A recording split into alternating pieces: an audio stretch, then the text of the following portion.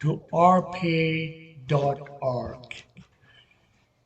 Hey, I've been missing on the network for a while because I've been somewhat busy. So today, and healthcare has been in the back burner for Biden administration because they're going through a lot of trouble with Afghanistan and illegal migration across the borders. I don't know what's happening with the Democratic Party. I see doom and gloom for Democrats. As far as the healthcare is concerned, we'll continue to talk about it and continue to make headways. Today's topic. Again, thank you for joining rpay.org on the behalf of foremost organizations. This is Consumers Dr. Vengala. Today's topic is access to care. Access to care.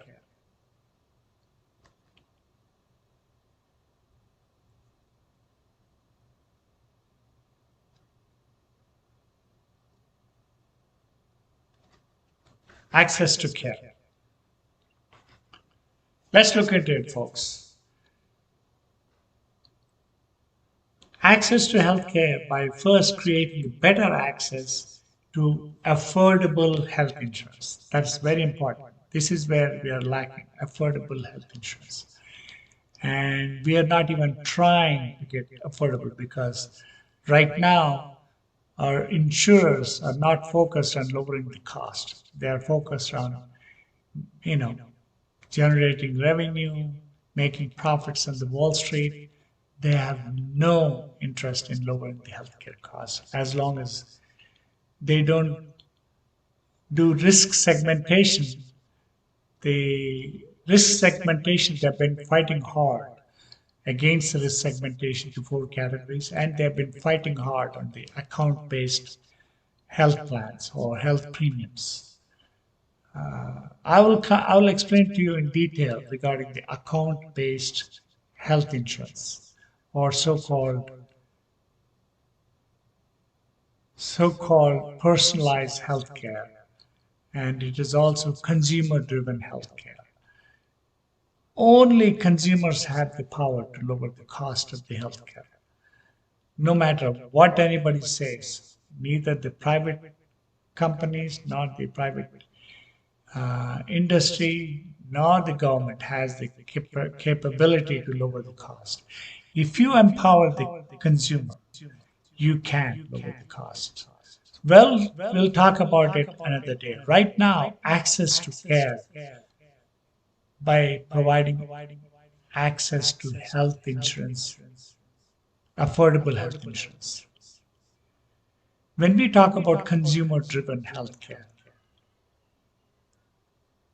three most important aspects of any healthcare reform are how it measures against the standards of increased access to medical care.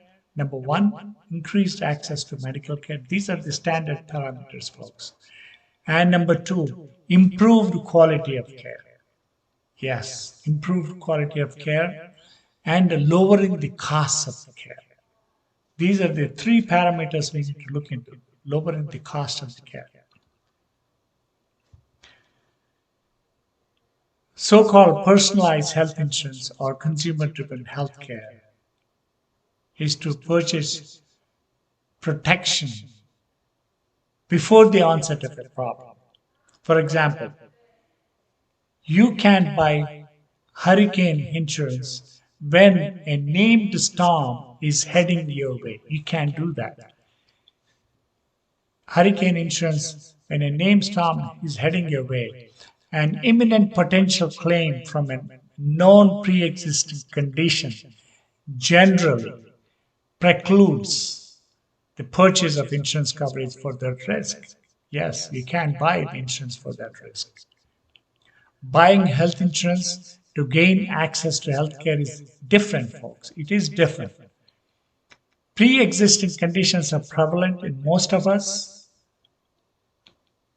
Some individuals are born with congenital pre-existing health conditions. They are born with it.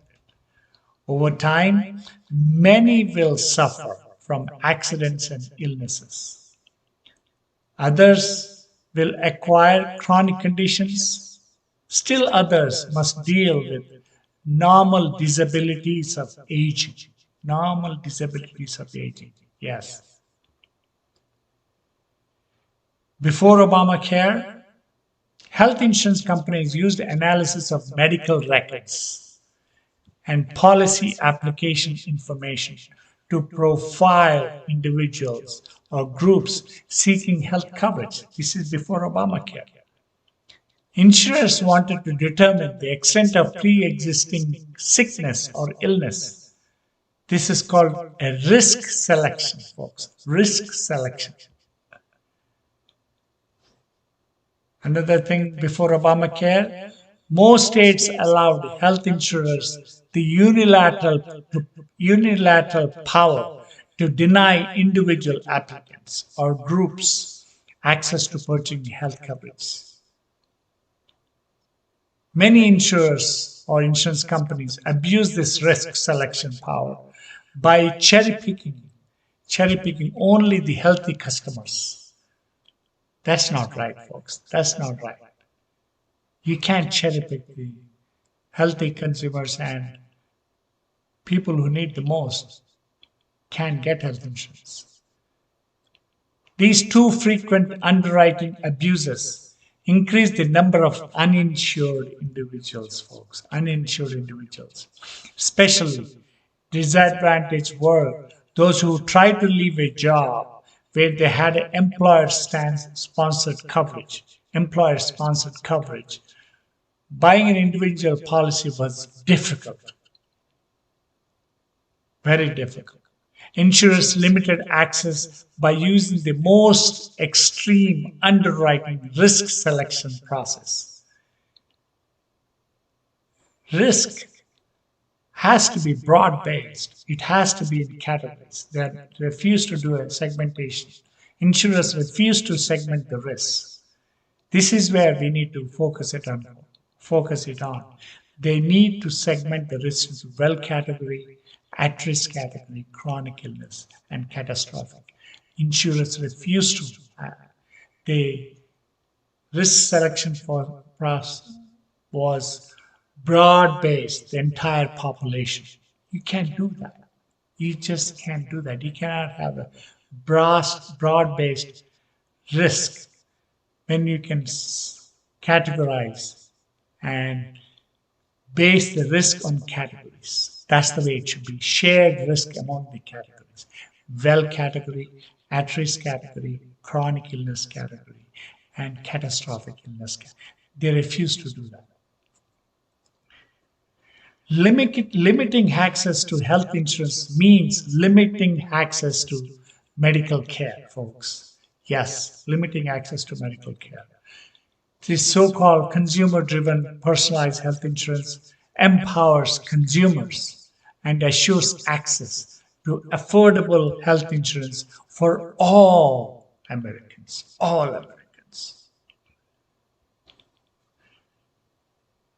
Another thing, a pre-Obamacare study by American Health Insurance Plans showed, American Health Insurance Plan showed 80 to 89% of the health insurance applications that went through the medical underwriting process resulted in an offer of coverage. A significant number of applications for individual health insurance never even made it to the medical underwriting process. These are the individual applicants. They never even made it to that medical underwriting process. Some applications received neither processed because of lack of citizenship or denied for non-medical reasons. See? Denied for non-medical reasons. Failure to provide because of the failure to provide the information by an applicant. Acceptance rate by age. Insurers accepted 95% of the people under the age of 18. See, they accepted 95% under 18. but only 71% over the age of 60 to 64. Older folks were more likely to be rejected by pre-existing conditions. Yes. Overall, over all the ages, 2 to 3% were deemed uninsurable. That's what the final conclusion was. Only 2 to 3% folks were deemed uninsurable. In total, 12% of the applications were rejected, see, by insurers for medical reasons. It is these critical 12% that are empowered under personalized health insurance, so-called consumer-driven healthcare, to access affordable coverage they need and to cover any pre-existing conditions. Any pre-existing conditions. So these critical 12% do not come from any one set of employer plans, folks, or from any particular sector of society. They don't come from any particular sector of society. Many are working for small businesses, working multiple part-time jobs, and are self-employed, folks, self-employed. Most are hard-working individuals and families seeking to provide for themselves and to protect their families. These 2 to 3% folks, they are the one, they were truly uninsurable. And these are the people who are hard-working, self-employed. So personalized health insurance addresses these issues so that no one were denied or dropped coverage for any pre-existing conditions to purchase any insurance based on these are the people who were denied because of the pre-existing conditions, because they were truly uninsurable. And personalized health insurance will cover under its umbrella if it's consumer empowered personalized healthcare. The key test to the access to healthcare is personalized health insurance passes with flying colors, folks, flying colors. The secret here is to access affordable health insurance provides access to healthcare. How do you get affordable health insurance? By segmentation, folks. Risk segmentation into well category, their premiums have to be a lot lower. At-risk category, 10% more. And chronic illness, another 10%. These are the people who really need to be focused. These are only 15% of the entire population, folks, have chronic illness. You mean to say we cannot take care of the people with chronic illness? At risk, they're 20%, but their claims are 25%. But these premiums have to be based on at risk or catastrophic illness, folks. We can do this, folks, if we try, if we seriously put an effort into so-called personalized health insurance, and you provide the proper tools through account-based plans, so-called health savings accounts. rpay.org, which stands for reimbursable premium adjusted yields. Basically what it is an account-based health insurance. If you have a deductible health insurance, you can lower your insurance. If you have an HSA, if you set up an HSA, you can lower by having a deductible. You can have a low deductible and you can have a high deductible. If you have a high deductible, your premiums are lower. If you have a low deductible, your premiums are a little higher. These are all account-based through health savings accounts. I will explain to you in detail in a separate segment about these account-based health premiums or health plans, whatever you may call it. We will go into detail how the health savings accounts can empower the consumers, and consumers have to have 100% control on their health savings accounts. By having that, They get to choose their doctor, they get to choose their health plan, they get to choose their drugs, they get to shop for their health.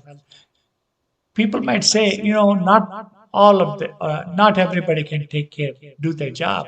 I understand that, but there are ways to do it, folks. Like not many people understand the health insurance as we see it. How are we handling? Same day, folks. You really have so-called agents or guidance counselors to provide them proper counseling for average folks who cannot take care of themselves. Guys, thank you for listening. We will see you in the next episode of rpay.org. This is Consumers Dr. Bengala. We'll see you. Goodbye. God bless and salute.